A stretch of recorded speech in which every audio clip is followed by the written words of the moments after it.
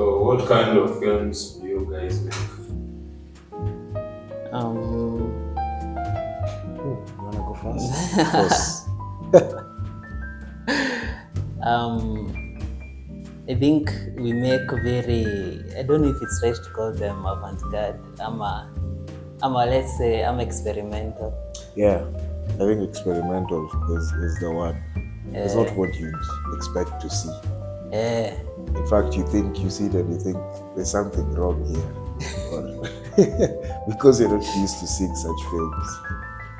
Yeah, I think that would be a very simple way of saying the kind of films we make. Yeah, and it's experimental both in terms of how we're executing it and also narratively. Because I think people forget that also you can be experimental in terms of the story. Yeah. Yeah. And we recently made a film, a Tipo. I think that's, am I pronouncing it right? A Tipo. A Tipo.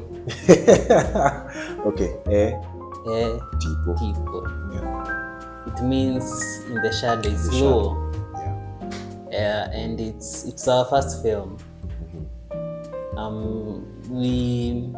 I think we made it in a very stripped down kind of way. Like we used a phone in both recording the image and sound. Yeah.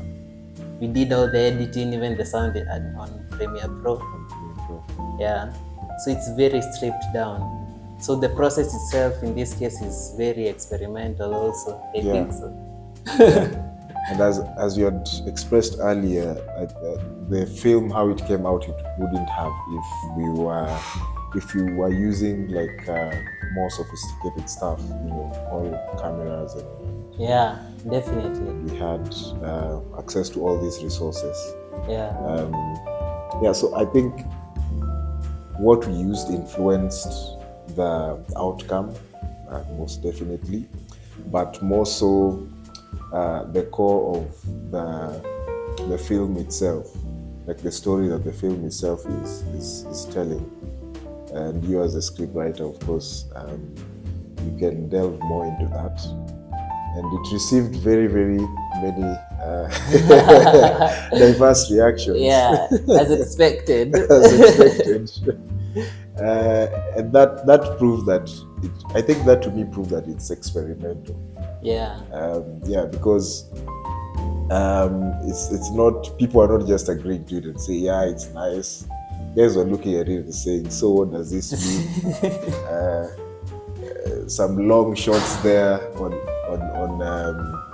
some scenes that don't. Of course, the filmmaker intentionally put them there, but the person seeing wants to assume that they are placed there by mistake. Yeah, and I think that it's something to do with interpretation. When you're making us on our side, Ben comes from music. Yeah, he's a composer. He's the one who was he has done like he's half of the crew. We produced the film with him. He was the actor, the sound designer, the composer. Yeah. So I think you've experienced that also in music, where it's a really delicate balance where you're trying to be so true to your expression, but you have this fear where you fear that it may fail to connect with the audience. So when it comes to a situation like that's how I felt when I wrote this film. I knew I just wanted to see a guy get punched in the road. A random punch on the road. And when I'm writing that, I kept asking myself, will the audience expect more? Will they feel like it's not enough? It's not enough. Yeah, like will they expect a backstory? And I didn't want to do that, to go that direction of a backstory. Yeah. So So I kind of expected the mixed reactions. And also it was a short film. Now if you Yeah. start giving a whole backstory to become a movie. It's a feature film. a feature And you film. know what happens with a feature film? You take a million years to write it. Yeah. It goes into pre-production nightmare. That is if even you have hope for getting funding. Yeah, for the production of it. Yeah, like I think short films, with what you've asked, the kind of movies we make, I think if you're making a short film, you have to, especially when you're not being funded by someone, you're open, you're very open. Yeah. And you have to, I think being experimental is kind of demanded of you. It's not even a choice that you have because you're not limited. And you're also free in a way, because when you're being funded, you know, there's the requirements of the person who is funding. It might not be as, you know, outrightly said, but there are some expectations, you know, that are hanging over your shoulders of what, and they'll definitely affect how you'll make the film. Yeah. I think it's opposed to when you have total freedom. There's no hanging expectations of who, or there's someone who is expecting you to make this film this way because, you know, they're chipping in or something. So when you have that total freedom as a filmmaker, you will definitely go. I think you'll really look into yourself and try and put out your style in the best way you can, and that will come out as experimental, because it might not be, or most often it's not what is conventionally out there. You know? Yeah. It's what we said when because we don't have a lot, we're making a film that we wouldn't make if we had these resources. Because resources themselves come with that expectation. You're like, I have a cinema camera, so I have to make something that looks like it's been made by a cinema camera. So that's how you start. I think it starts diluting the vision. That's how you end up making something which is very conventional. Yeah. Those expectations. So for us, I think a short film is, I'd say a story doesn't work well in a short film because you don't have time. Stories need time. That's just the truth. I think people don't talk about this enough. Go to YouTube or whatever place you might get short films and watch them. They're usually a story, then a plot twist. It has to end with a plot twist because they don't have enough time to tell an actual good story. A full story. Yeah. That will make sense in the end. And because a plot twist is a clutch, it's used to end the story abruptly because you don't have time and you don't have money and everything else. You leave people hanging. Yeah. So it's a clutch, and when you try to tell a story in a short film, it will suffer. It won't work. So I think my philosophy is, when I'm making a short film, I try to go for concept more than story. I try to go for atmosphere, mood, environment. Make someone feel something for a short time, not tell them a story. A story, it's there, but focus more on the world of it. Yeah. So that's the kind of philosophy that we followed in this recent film, and I think it's what we're going to be following. Yeah. Taking the approach of the concept. And I mean, as you've said, it works well for a short film. Now it works better for a short film. To take that approach of a concept. And I think that speaks now to the approach that we take, or the approach we took on the Tipo. The approach of Tipo. You see, mmeniambukiza hata hiyo on a Tipo. Yeah.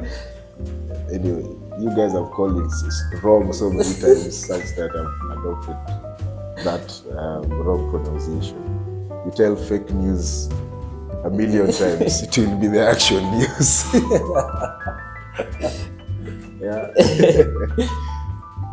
So yeah, I think we've answered the question of the kind of films we make. Yeah. And I also think we want to make films that are very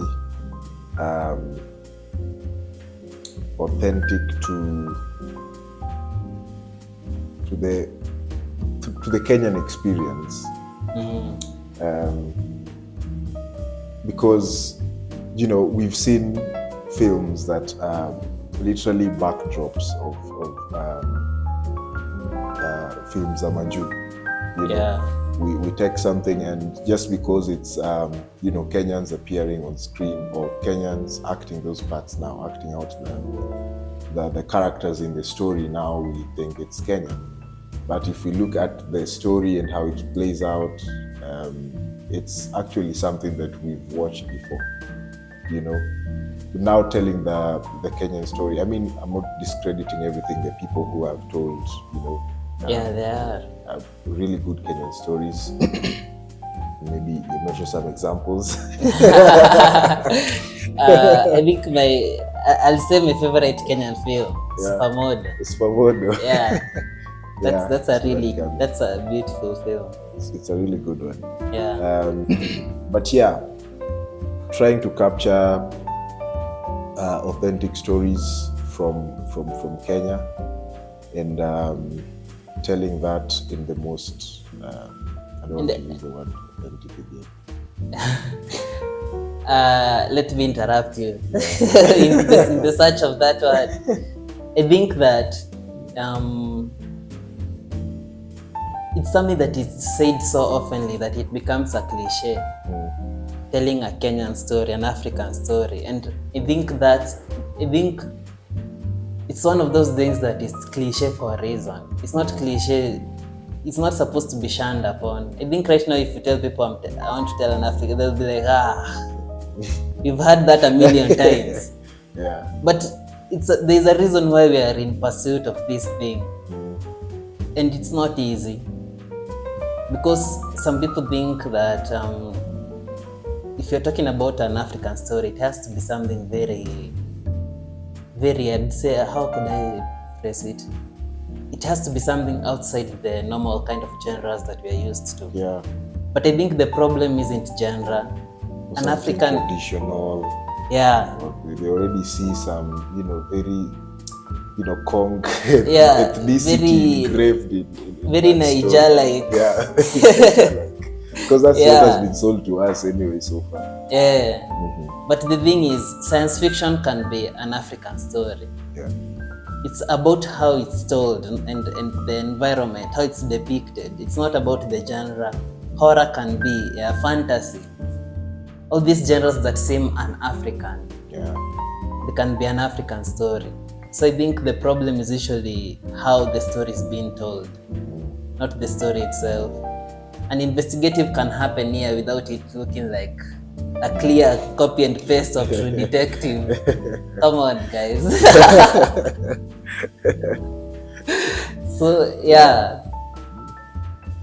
And the other day we were having a conversation about interpretation of such kind of films. Mostly these films that delve into the experimental, surreal, films that are not really easy to understand. Yeah. And I think, and it's you can see it in the reactions we've got from our film. Yeah. I think a lot of the Kenyan audience, and we are not trying to alienate them or we're not trying to fight our audience. I think a lot of the Kenyan audience doesn't understand how to appreciate art. Let me say art in general, because I don't think we allow art to speak for itself. Like, we want to sort of, from the influences we've had, okay, to speak for myself, even for example, because I watched, before I really got into this business of filmmaking, all movies to me was entertainment. You want to watch it because you really just want to be entertained. But also, well, for me there was also that interest because I really liked or connected with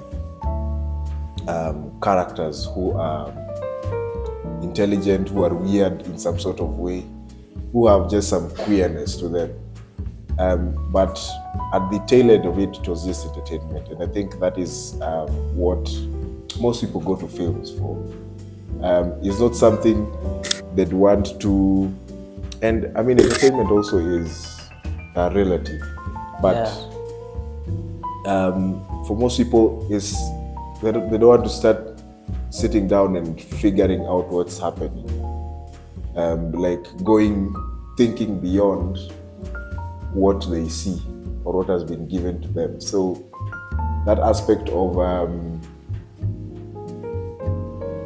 trying to interpret or going even deeper to try and understand what is going on, it's like trying to solve a math equation, or engaging your brain in that extent while watching something. It's not a practice that I would say is common.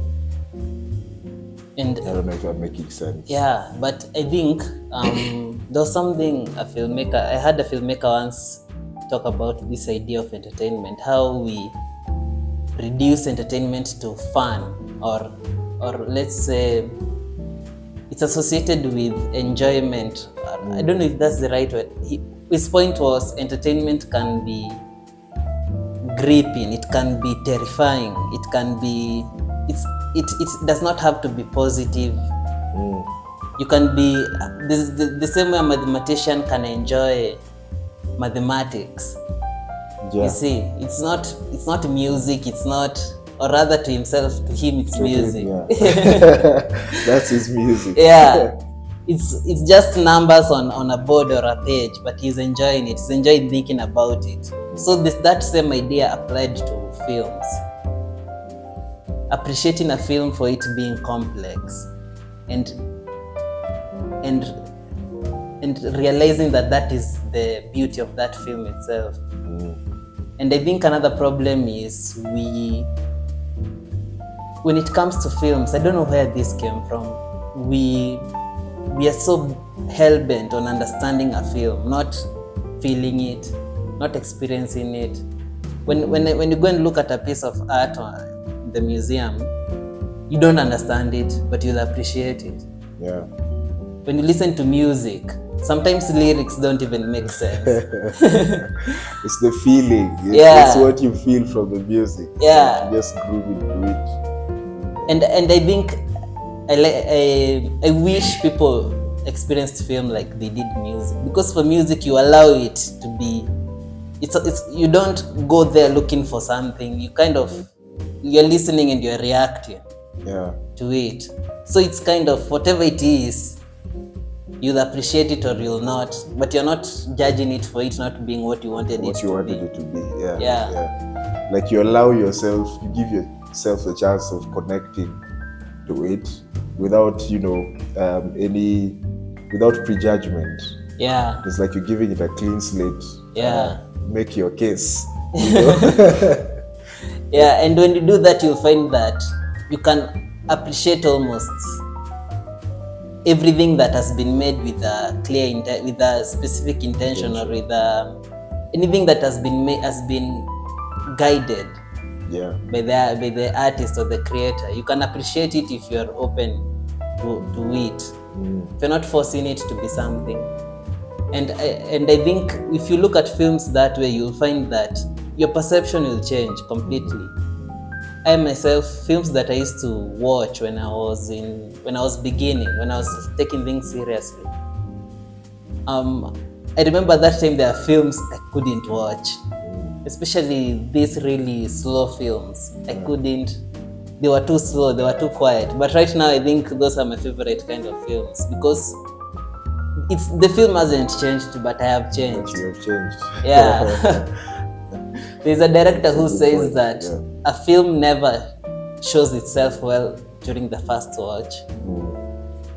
It's Like, true. yeah, like you can't truly appreciate a film during the first watch.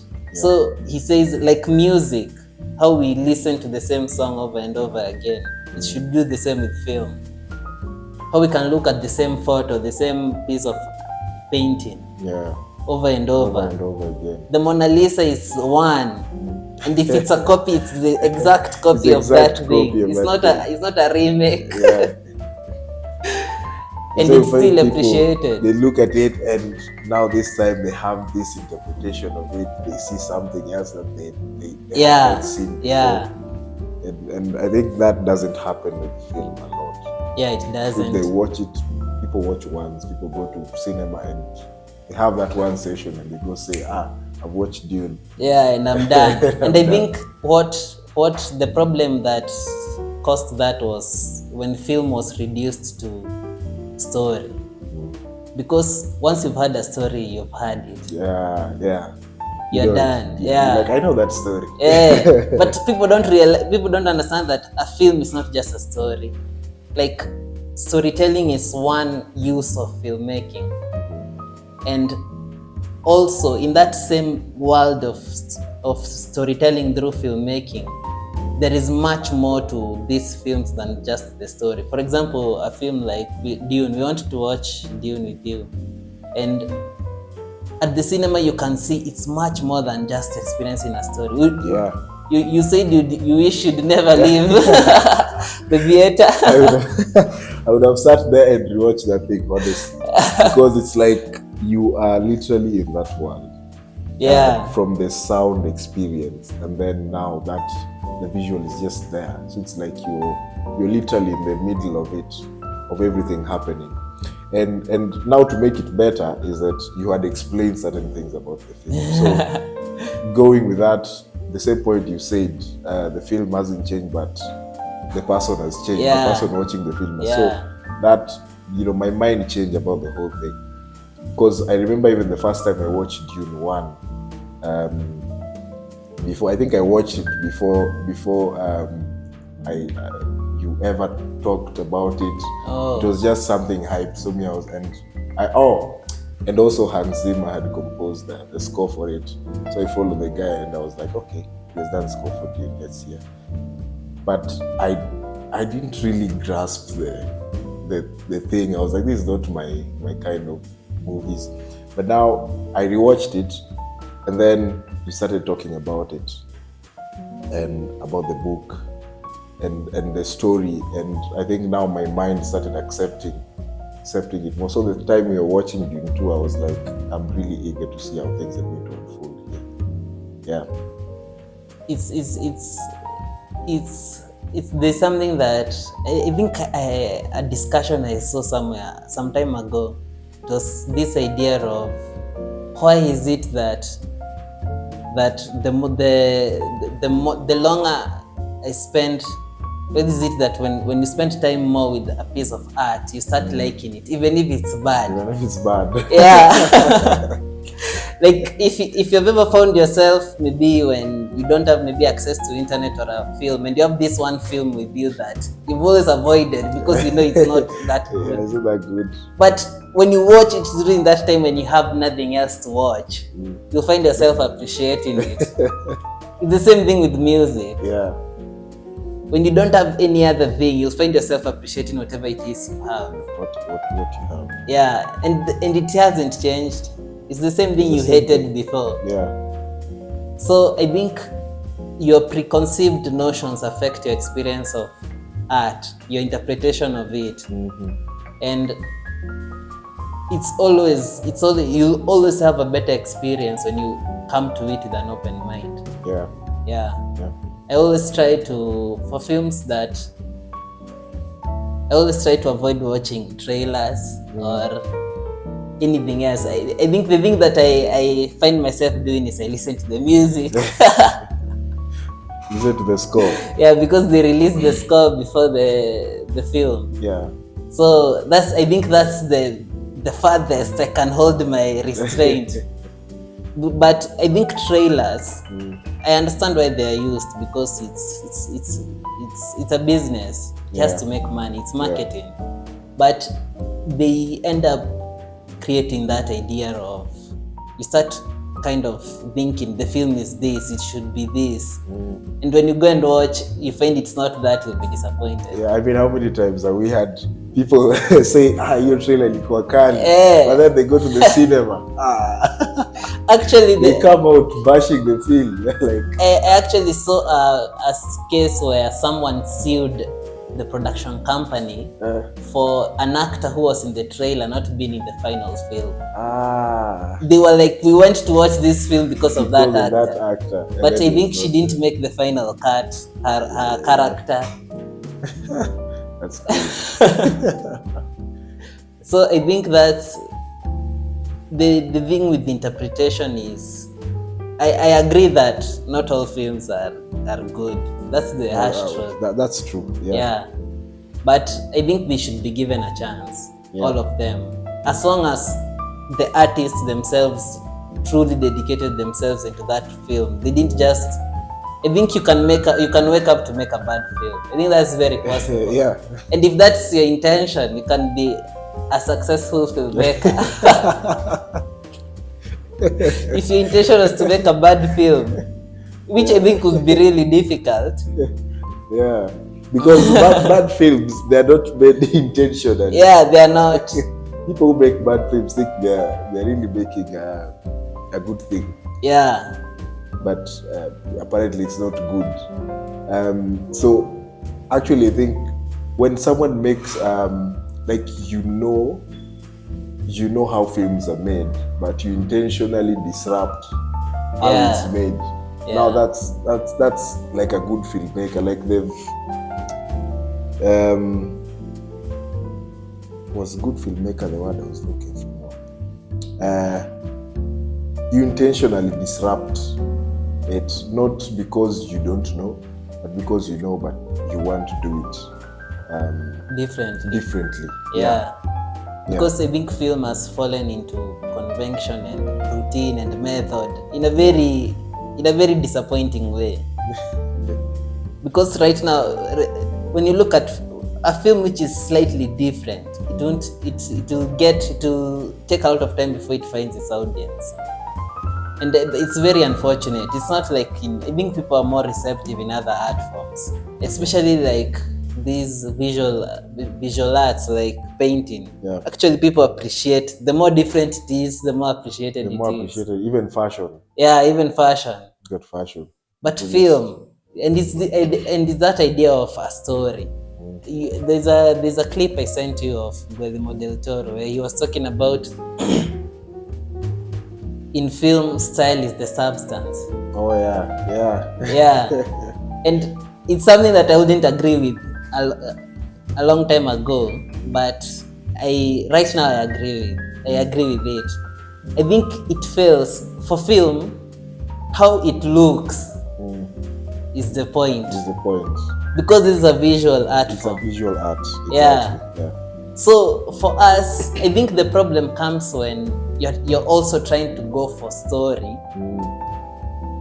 where the point is the story, and also you have tried to go for style at the same time. So when the story fails, the style also looks it's left hanging.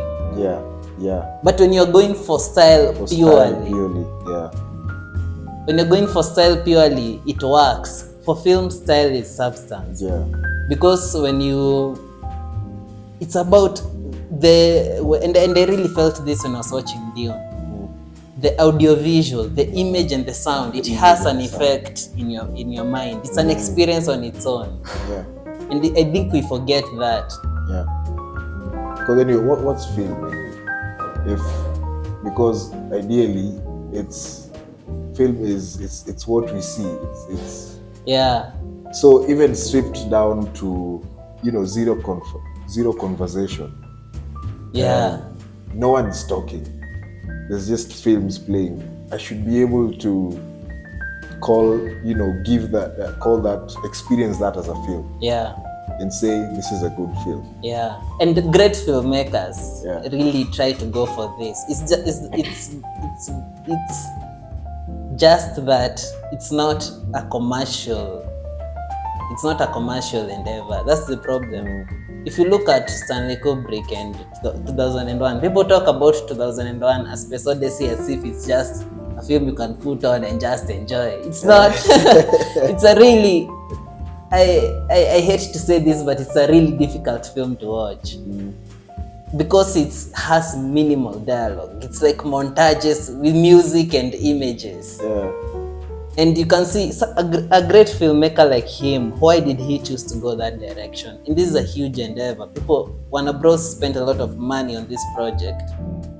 It's a project that you'd say they would expect it to be commercial. Yeah. But why did he choose to go such a direction? Because they understand that true film, pure film, is image and sound. Yeah. Yeah. Yeah. And sound. So like now, most successful films is well, now of course the story is part of it. Finding that critical balance where a really good story finds expression in a really good film style, like that represents the story.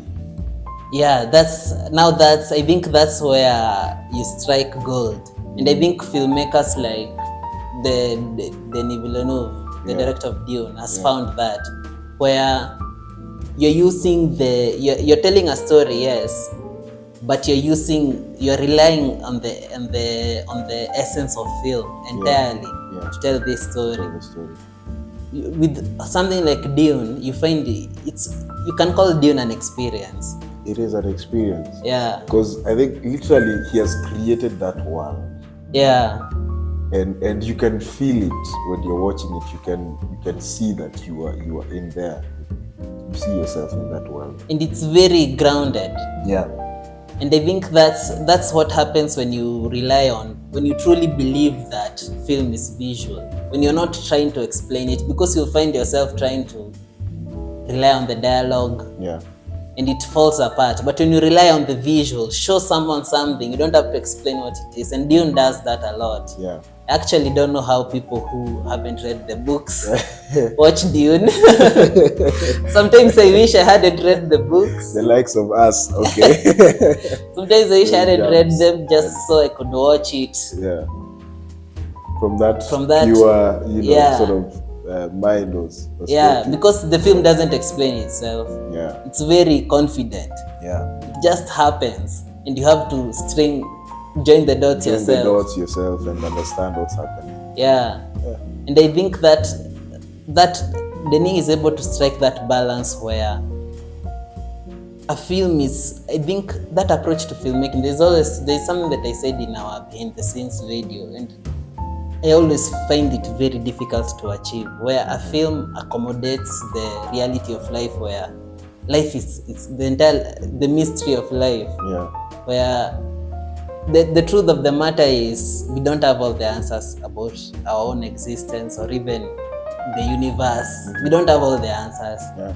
And if every film was true to that, every film would start with where we came from, then go to our characters, then go to where they go and they die. Yeah.